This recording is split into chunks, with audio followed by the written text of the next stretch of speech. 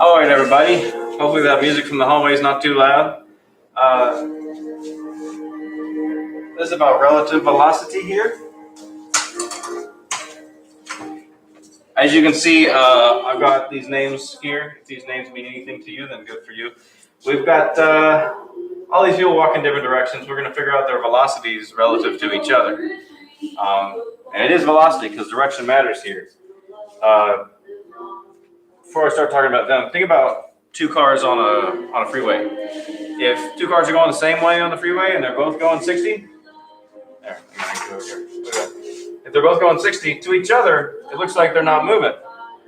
But if one of those cars is going 61 to the other car, it looks like the 61 is going 1 mile per hour. To each of them, it looks like they're going 1 mile per hour. The car that's pulling ahead sees this car pull back at 1 mile per hour. Car that's going ahead, or the car that's back sees the one pull ahead at 1 mile per hour. Same thing if cars going the opposite way. But first, think about a car that's just going. Everything is going past the windows of the car at 60 miles an hour, everything that's stopped. Now, if you've got a car coming toward that car and they're both going 60, then it looks to each car like each of them is going 120. I hesitate to make a rule about this because we'll see in a minute it doesn't always apply, where you add them if they're going toward and you subtract them if they're going this way. I think the best way to do this is to use your imagination, but we'll see. All right, so let's look at this. I know you can't see me, but you can see Jake Quellen here. Jake Quellen and Balaki let's figure out their relative velocity. She stopped, and he's moving away from her at 2. So this is an easy one. Since she stopped, his velocity relative to the ground is 2, and she's going the same as the ground, both 0. So she's going to see him moving away at 2. He's going to see her moving away at 2. So the relative velocity is 2 meters per second. Balaki and Aaron are going toward each other. So their relative velocities, they're going to see each other go past at 4 meters per second. Like those two cars going 60, we'll see each other go 120. Jessica and Balaki are going 6 relative to each other.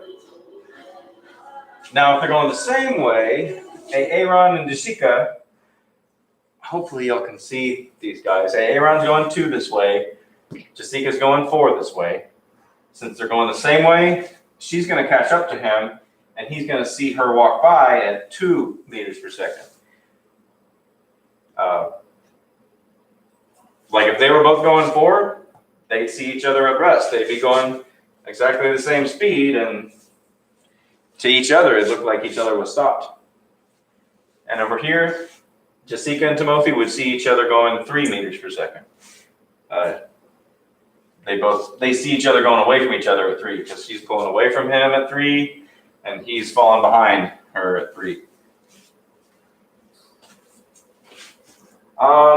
Now this is why I hesitate to make a rule about this, because this is different. Imagine if this train is moving to the left at 2 meters per second, and this guy is also moving to the left on the train at 2 meters per second relative to the floor of the train there. And when I said the train's going 2 meters per second, I meant relative to the track, of course. All the way that way. So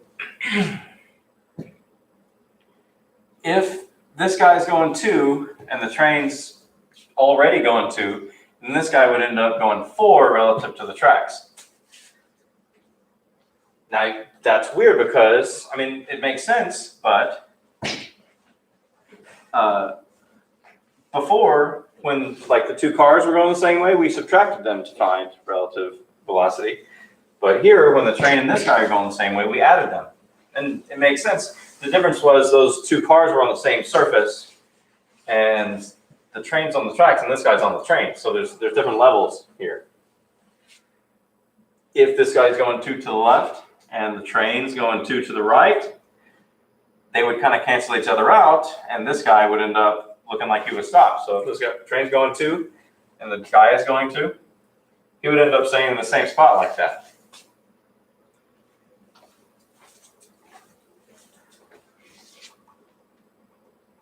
There we go. take a minute and pause the video and think about how these people are moving here. You got person A, person B, and person C, and you're trying to figure out the velocity of the ball relative to them.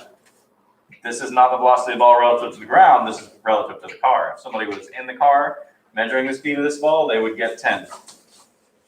So take a minute and pause and see if you can get it.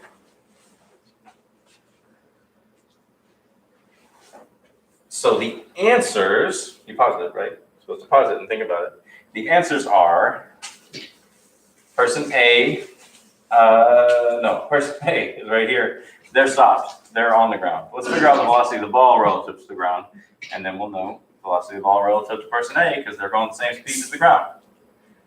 So the car is already going 20, and this person throws the ball in the same direction as the car at 10 meters a second relative to the car. So 20 plus 10 would be 30 for the ball. Coming toward this guy, and that means this one would be 30. So I can write it down. That's 30. 30 meters per second. Person B is going 5 this way. Notice they're still using velocity, the vector, because they have direction, because of these arrows.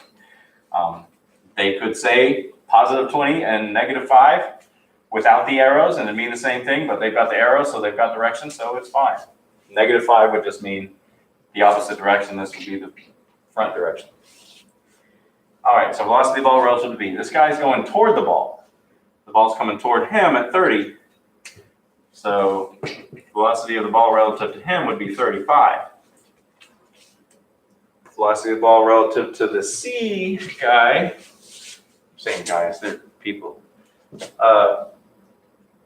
This person's on a cart.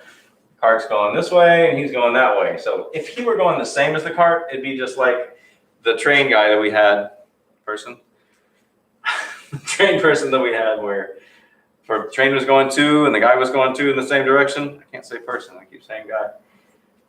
The guy would end up going 4.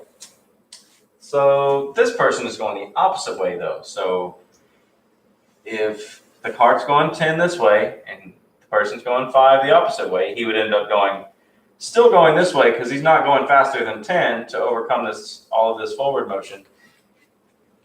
They'd still be going 5 this way, and the ball's going 30 this way, so they'd end up going 25 here. The study.com quiz, I don't think it's this serious. What do y'all think? No? Yeah. So you ought to be fine, even if this is weird. So go ahead and take that quiz.